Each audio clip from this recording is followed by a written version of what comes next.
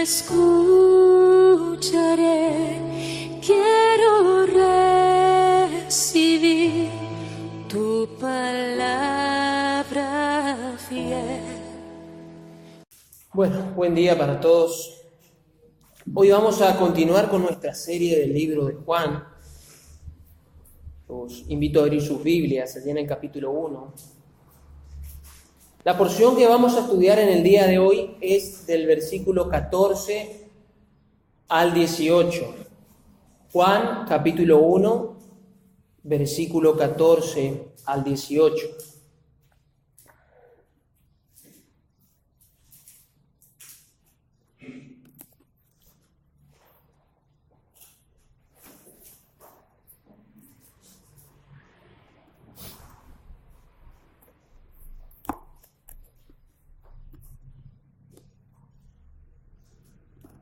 Dice la palabra del Señor entonces, versículo 14, y aquel Verbo fue hecho carne y habitó entre nosotros, y vimos su gloria, gloria como del unigénito del Padre, lleno de gracia y de verdad.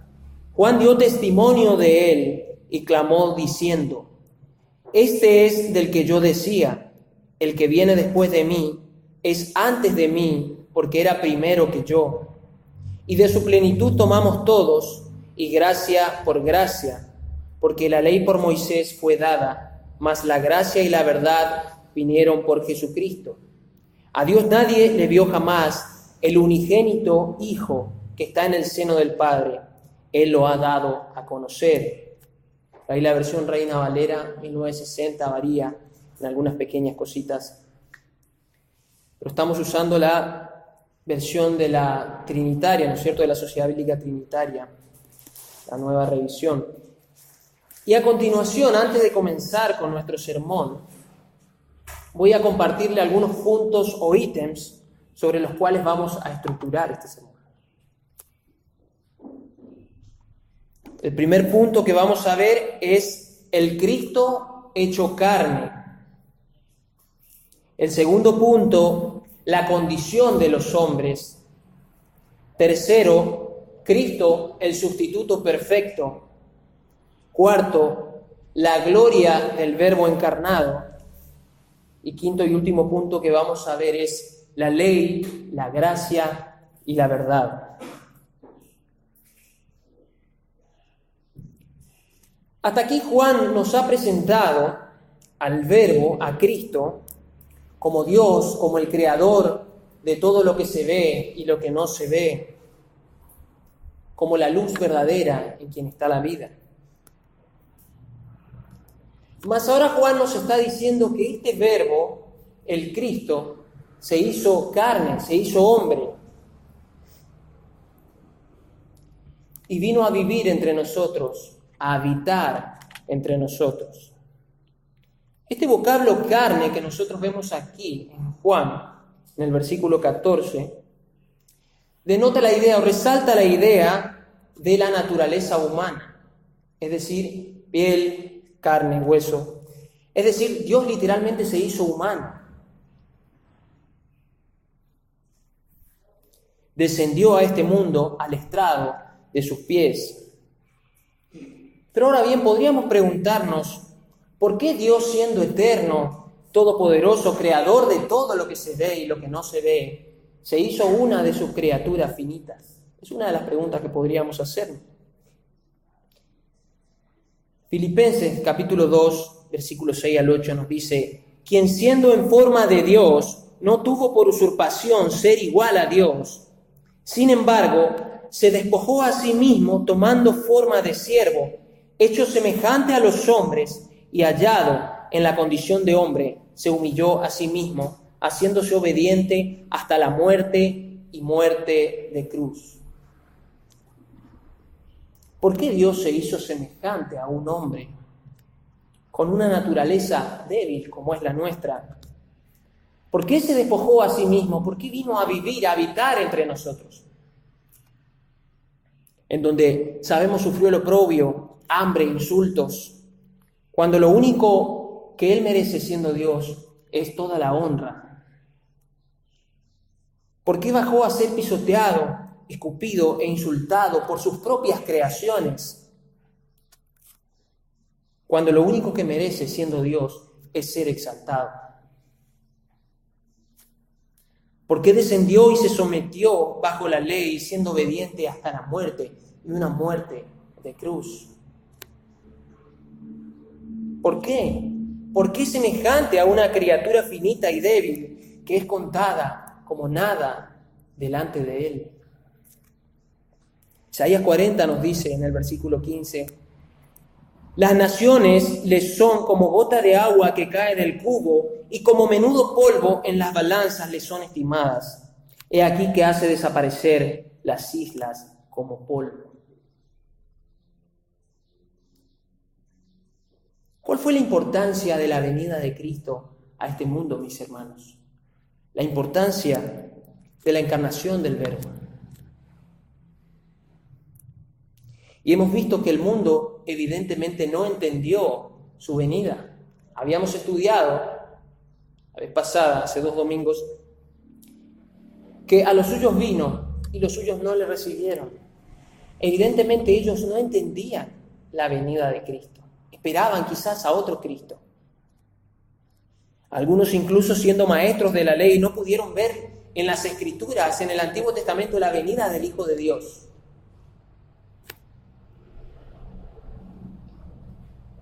Amigos, aquel que no puede ver cuál es su verdadera condición ante un Dios santo y justo,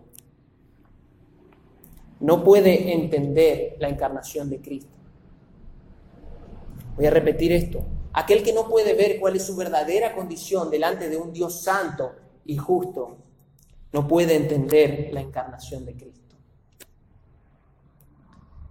Hace algunos años atrás, una de las canciones que a mí me gustaba escuchar y la cantaba, quizás algunos la conozcan, es Jesús es verbo y no sustantivo, de un artista conocido.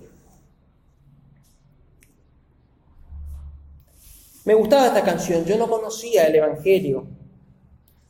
Y me gustaba porque mostraba a Jesús como un héroe activista que luchaba por lo que quería y que al fin, como a la mayoría, lo terminaban matando y allí terminaba su lucha. Una parte de esta canción decía: Jesús, no bajes a la tierra, quédate allá arriba. Todos los que pensaron como tú hoy están boca arriba. Seguramente escucharon esa frase. Pero queda además claro que este artista no entendía la encarnación del Verbo, como yo tampoco la entendía en su momento. ¿Por qué viniste, Jesús? Quisiste ser un buen hombre, cambiar las cosas en este mundo y te mataron. Te hubieses quedado allá arriba. Mis amigos, qué lejos está esto de lo que nos enseña la Biblia y de lo que significa la encarnación del Verbo. Está muy lejos. Por eso digo que aquellos que no pueden ver su condición, no pueden entender la encarnación de Cristo. Era necesario que el Cristo se encarnara y que padeciese todas las cosas que padeció y que ponga su vida para ser sacrificado.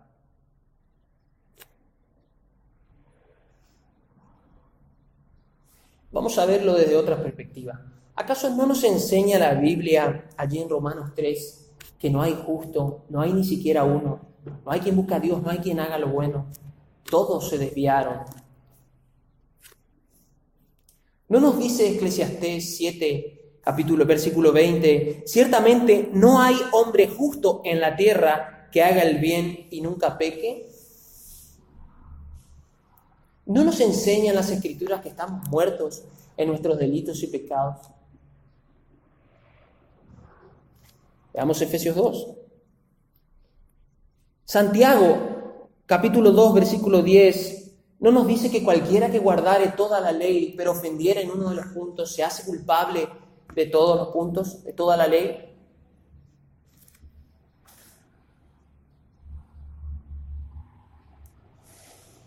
Todo hombre, mis amigos, nace bajo la ley de Dios. ¿Qué quiere decir esto? Estar bajo la ley de Dios significa que estamos obligados a guardar todos y cada uno de los aspectos de esta perfectamente, y si no lo hacemos, la misma ley nos condena. Estamos bajo la jurisdicción de esta ley. Esta ley rige a todo hombre. Quiera o no, todo hombre es regido por la ley de Dios.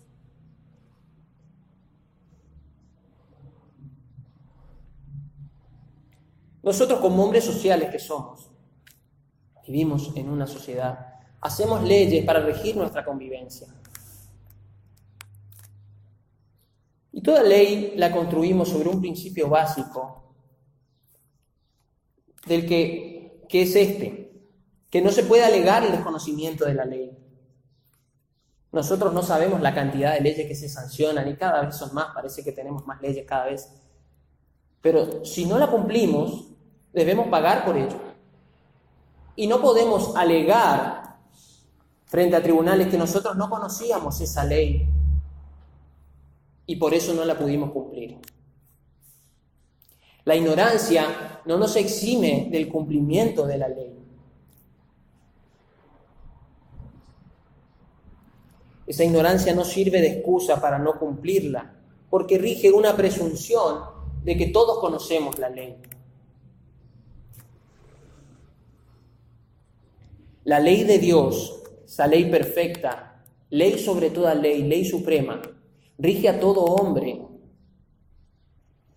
Es ley por excelencia y no hay quien pueda burlarla, no hay quien pueda valerse de la ignorancia o el desconocimiento de esa ley para decir, yo no la conocía. La ley rige al hombre en todos sus aspectos, rige todos los ámbitos de su vida.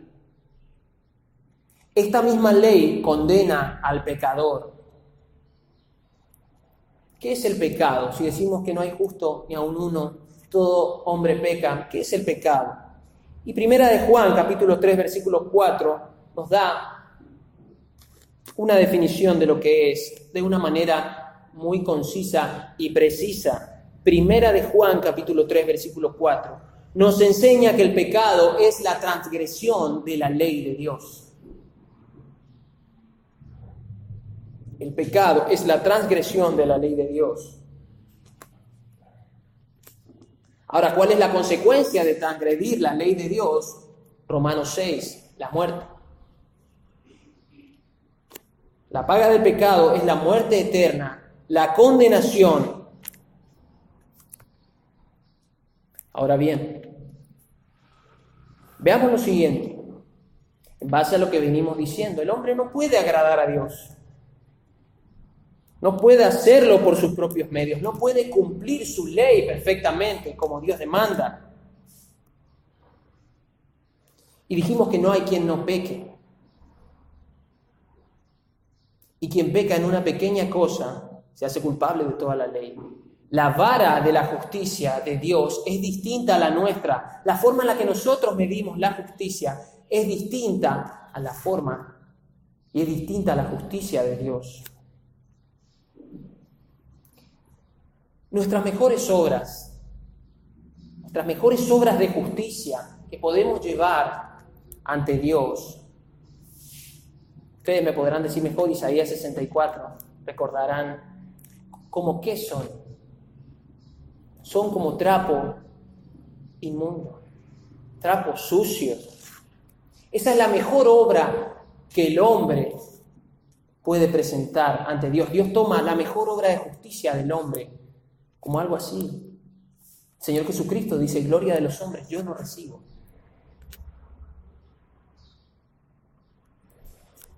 El Salmo 51, versículo 5 nos dice, en maldad he sido formado y en pecado me concibió mi madre. Mis amigos, no nacemos en este mundo siendo amigos e hijos de Dios. Todo lo contrario. Si fuese por el hombre, viviría una vida lejos de Dios, apartado de Dios, en donde Dios interfiera lo menos posible en su vida y mantenerlo allí al margen, por si necesita ayuda, como si Dios fuese un chaleco salvavidas al cual yo pueda acudir en un momento de crisis. Cuando el hombre tiene problemas, se acuerda de Dios, se acuerda de que un Dios existe. Si no anda con su altanería, con su orgullo encima. La realidad es esta: somos enemigos de Dios como hombres pecadores que somos. El Salmo 5, capítulo 5, versículo 5 nos dice: los insensatos no estarán delante de tus ojos, aborreces a todos los que hacen iniquidad. No hay quien no haga iniquidad, quien no peque. Todos somos, según la ley de Dios, merecedores del castigo eterno. ¿Por qué? Porque pecamos, porque estamos muertos en nuestros delitos y pecados.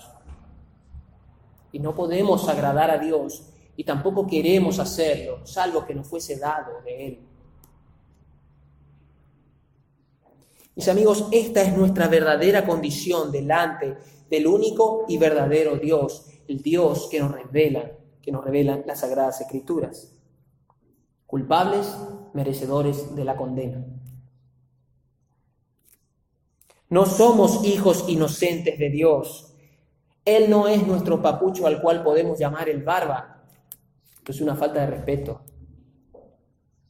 Él es el Dios santo, santo, santo, como estudiábamos hoy en la escuela bíblica, la santidad de Dios, todopoderoso, que está airado con quien hace iniquidad. Dios no toma por inocente al culpable. Y nosotros como pecadores somos enemigos de Dios. Esto es lo que las Escrituras nos dicen. Puede que suene fuerte esto que digo. Puede que a muchos les dé comezón de oír y ya no sepan cómo poner sus manos o sus dedos para tapar sus oídos. Pero de hecho nos paramos aquí enfrente no para agradar a los hombres, sino agradar a nuestro Padre Celestial. No estoy aquí para decirles que van a tener una hermosa y próspera vida y de que ustedes son unas encantadoras personas. Y de que Dios las recibirá el día de mañana con los brazos abiertos en el cielo. No. Les estaría mintiendo. No les puedo decir eso. No es lo que la Biblia, la palabra de Dios dice. Somos personas pecadoras. Y decirles la verdad es el mayor acto de amor que puedo tener para con ustedes. Porque así es como a Dios le agradó salvar a sus escogidos por medio de la locura de la predicación de su palabra, como ya lo hemos estudiado.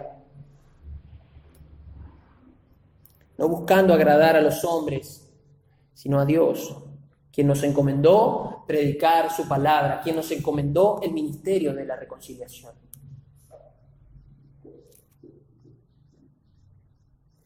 A fin de conducir a hombres y mujeres a la verdad. Eso es lo que la Biblia nos enseña, y quien niega esto está diciendo que el único y verdadero Dios es un mentiroso.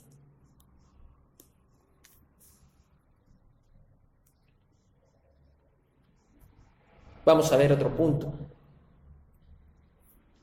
Somos pecadores y merecemos el castigo. No podemos agradar a Dios. No podemos cumplir la ley de Dios, ni ganarnos su favor de alguna manera. Mis amigos, esta es la razón por la que el Hijo de Dios voluntariamente se hizo hombre y vino a vivir entre nosotros. La encarnación es la cúspide del amor condescendiente de Dios para con sus escogidos. Gálatas, capítulo 4, versículo 4 nos dice: pero cuando vino el cumplimiento del tiempo, Dios envió a su Hijo, nacido de mujer, nacido bajo la ley. Cristo nació bajo la ley con la obligación de cumplirla.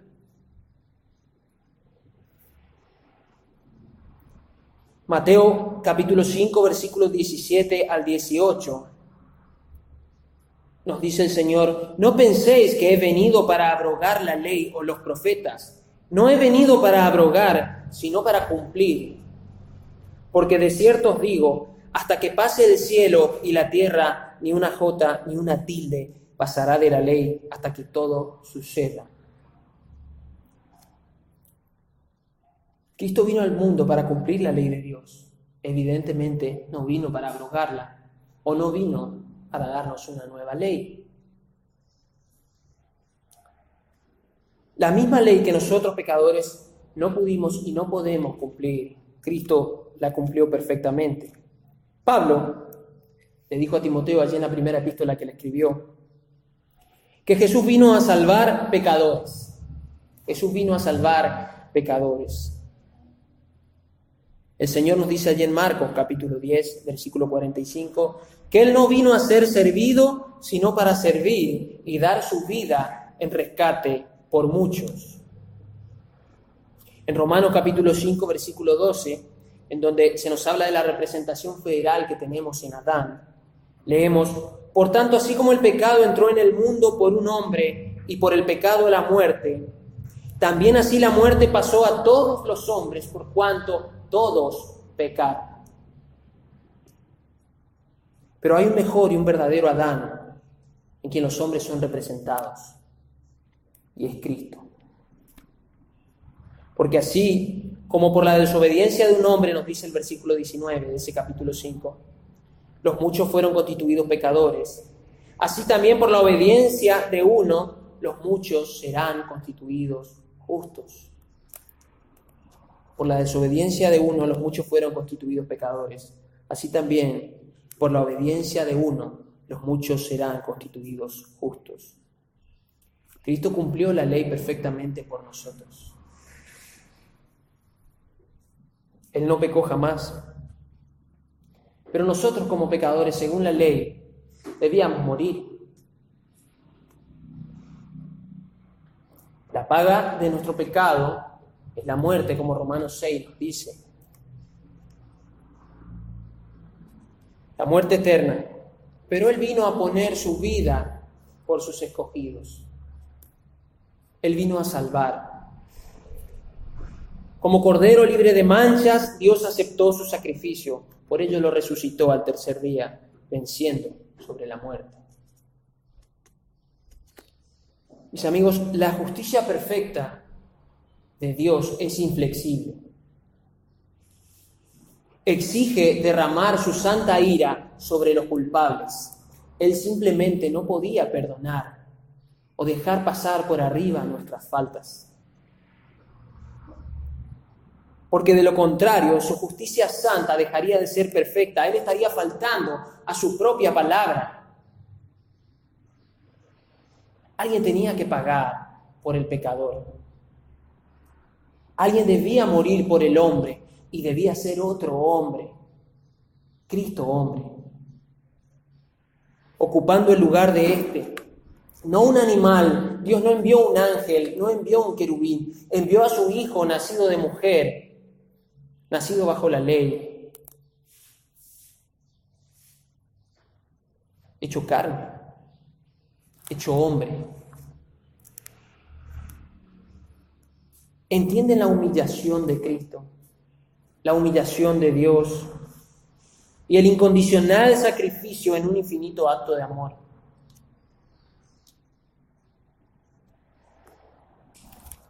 Él descendió a hacer lo que nosotros no podíamos hacer y morir la muerte que nosotros teníamos que morir. Segunda de Corintios, capítulo 5, versículo 21. Porque al que no conoció pecado, Cristo, por nosotros lo hizo pecado. ¿Quién? Dios. Para que nosotros, pecadores, fuéramos hechos justicia delante de Dios. Porque al que no conoció pecado, por nosotros lo hizo pecado, para que nosotros fuéramos hechos justicia delante de Él. Justicia de Dios, en Él, en Cristo. Isaías, capítulo 53, versículo 3 al 7 nos dice: despreciado y desechado entre los hombres, varón de dolores, experimentado en quebranto, y como que escondimos de él el rostro, fue menospreciado y no lo estimamos. Ciertamente llevó Él nuestras enfermedades y sufrió nuestros dolores. Y nosotros le tuvimos por azotado, por herido de Dios y abatido. Mas Él herido fue por nuestras rebeliones, molido por nuestros pecados. El castigo de nuestra paz fue sobre Él, y por su llaga fuimos nosotros curados. Todos nosotros nos descarriamos como ovejas, cada cual se apartó por su camino, mas Jehová cargó en Él el pecado de todos nosotros. Angustiado Él y afligido, no abrió su boca. Como cordero fue llevado al matadero, y como oveja delante de sus trasquiladores, enmudeció y no abrió su boca. De más clara la palabra del Señor y la venida del Hijo de Dios. Alguien obedeció por nosotros, alguien pagó por nosotros. Cristo. Para que todo aquel que en Él cree no se pierda, sino que goce de vida eterna. El mayor acto de amor es este: el Verbo, el Cristo, quien es Dios, se hizo hombre, se hizo carne. El Creador se hizo criatura y murió colgado en un madero por personas que lo aborrecían y no merecían su misericordia.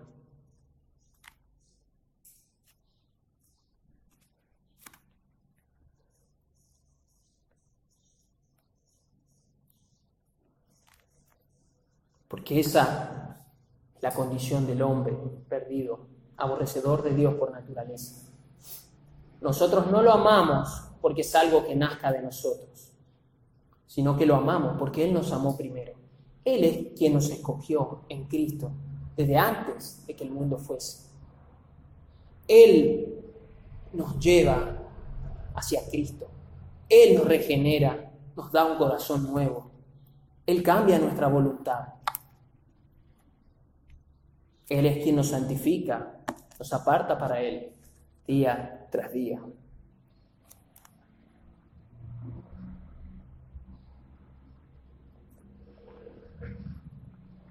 Ahora bien,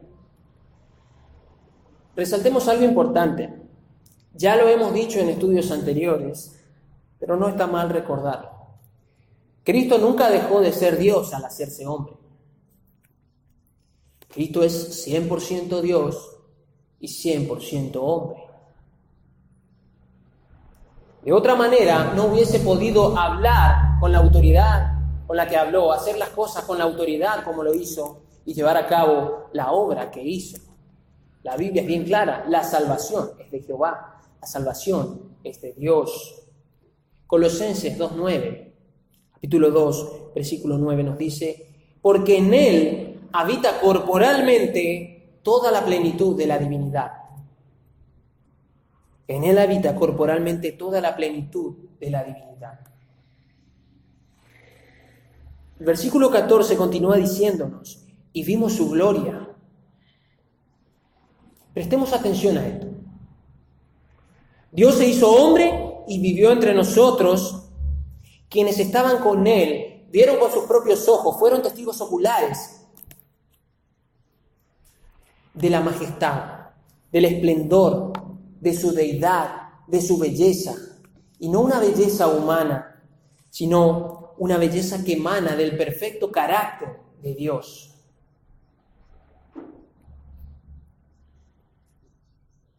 Me gustó la frase de un comentarista que se las voy a compartir. Él dice: la brillantez de sus atributos divinos resplandecieron a través del velo de su naturaleza humana. La brillantez de sus atributos divinos resplandecieron a través del velo de su naturaleza humana. Qué hermosa frase. Esta misma gloria debe reflejar la iglesia de Cristo. Esta misma gloria deben reflejar sus santos escogidos.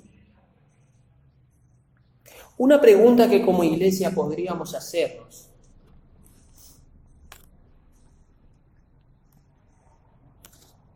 puede ser esta: quizás a algunos se le ocurra otra pregunta. ¿Reflejamos esta gloria como miembros los unos de los otros que somos como partes del cuerpo del Señor Jesucristo? ¿Reflejamos esta gloria como miembros los unos de los otros que somos y partes de un mismo cuerpo? Como iglesia reflejamos la gloria de Cristo, su belleza, su deidad.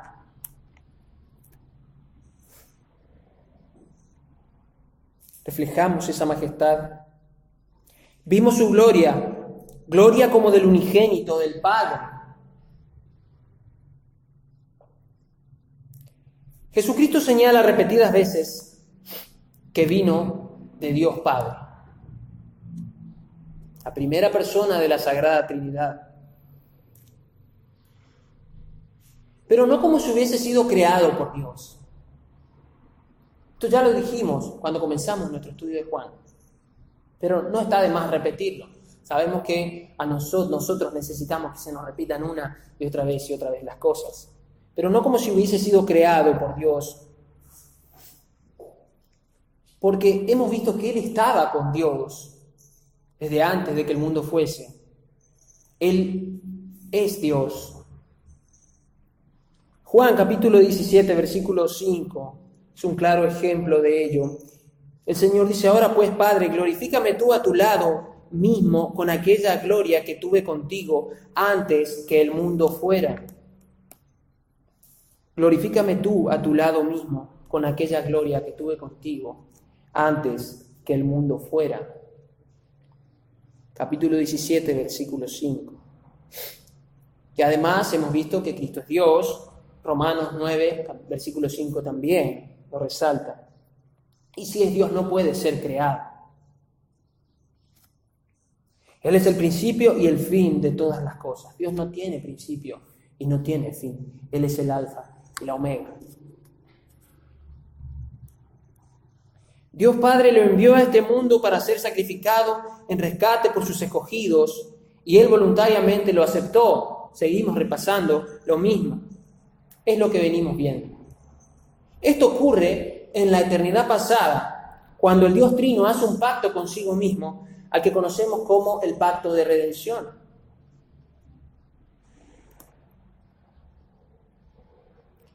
El Verbo, el Logos, el Cristo, completamente Dios, quien fue hecho completamente hombre, nos mostró su gloria, gloria como del unigénito del Padre. Él estaba lleno de gracia y verdad. ¿Qué quiere decir esto? Estamos al versículo 17. Porque la ley por Moisés fue dada, mas la gracia y la verdad vinieron por Jesucristo.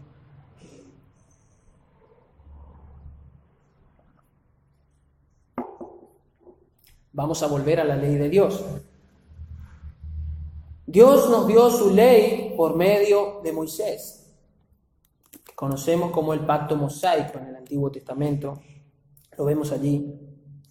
Y debemos entender que esta ley es de carácter preparatorio, pues, como bien dijimos, nos revela la condición del hombre. ¿Cómo sabemos nosotros que somos pecadores? Porque la ley lo dice. ¿Cómo sabemos que nosotros no tenemos que hacer tal o cual cosa? Porque una ley lo dice. Romanos capítulo 7, versículo 7, nos dice Pablo: ¿qué pues diremos? ¿La ley es pecado? De ninguna manera. Pero yo no conocí el pecado sino por la ley. Porque tampoco habría conocido la concupiscencia si la ley no dijera: no codiciarás. Por la ley conocemos el pecado. Ahora bien, hay dos cosas que la ley no puede darnos. La ley por Moisés fue dada, pero la gracia y la verdad vinieron por Jesucristo.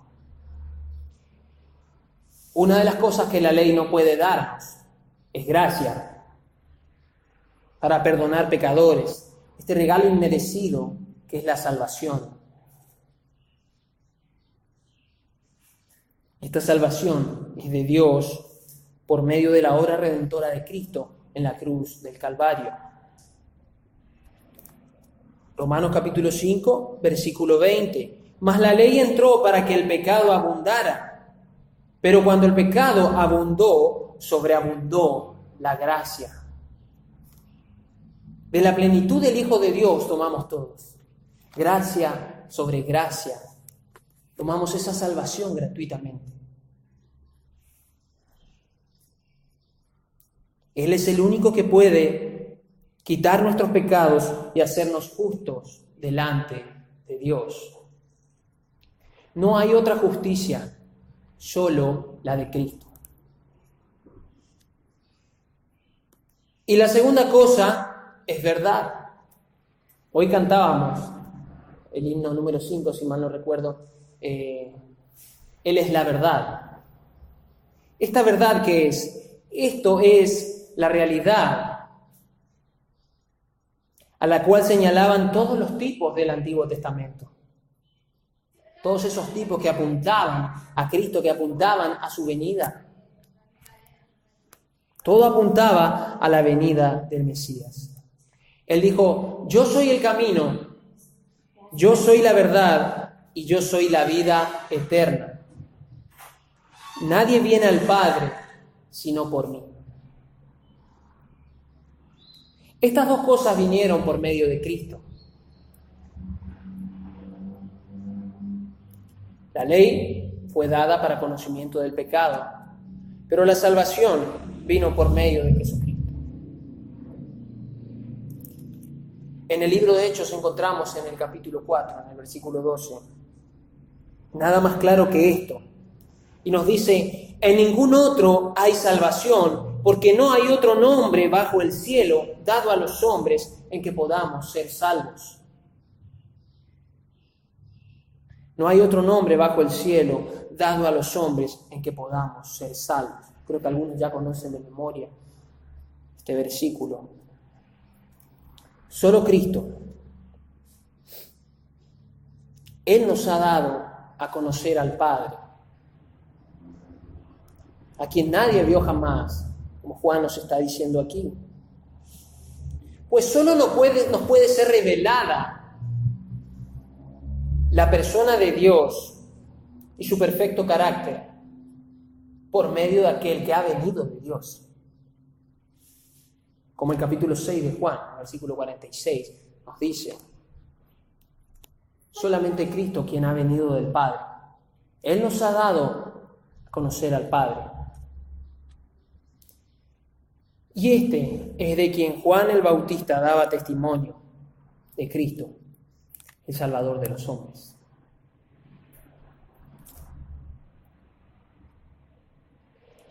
Pues, hermanos, para ir concluyendo nuestro estudio,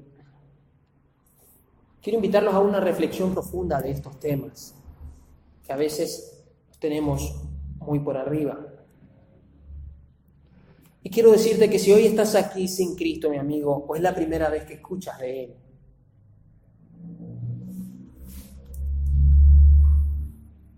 te quiero decir que en ningún otro hay salvación. Cristo es el único mediador entre Dios y los hombres. La ley de Dios está vigente sobre tu cabeza y llegará el juicio sobre todo hombre pecador y sobre todo hombre justo. Y la ira de Dios será derramada sobre los pecadores. Serán condenados a una horrible eternidad en el infierno.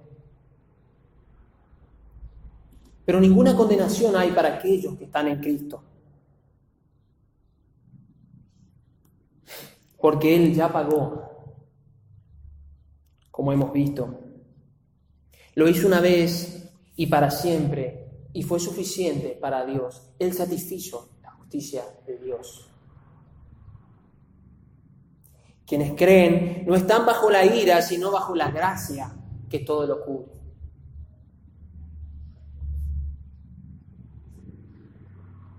Y si hoy estás aquí sin Cristo, mi amigo, arrepiéntete de tus pecados y ve a Cristo. Él no te echará fuera. Pídele que te perdone. Él tiene el poder para hacerlo. Y a mis hermanos en Cristo digo, cuánta humildad, cuánta adoración debería darnos esto. Cuánto temor por Dios y por sus cosas. ¿Con qué frecuencia nosotros agradecemos a Dios el haber enviado a su Hijo? ¿Con qué frecuencia agradecemos a Cristo por su obra redentora en la cruz del Calvario? Ese amor incondicional que Él tuvo. ¿Con qué frecuencia contemplamos estas verdades y qué importancia tienen para nosotros? ¿Con qué frecuencia nos predicamos el Evangelio a nosotros mismos día tras día? Porque despertamos y parece que estamos más compenetrados en nuestras cosas o en lo que tenemos que hacer en este mundo que en lo que verdaderamente importa.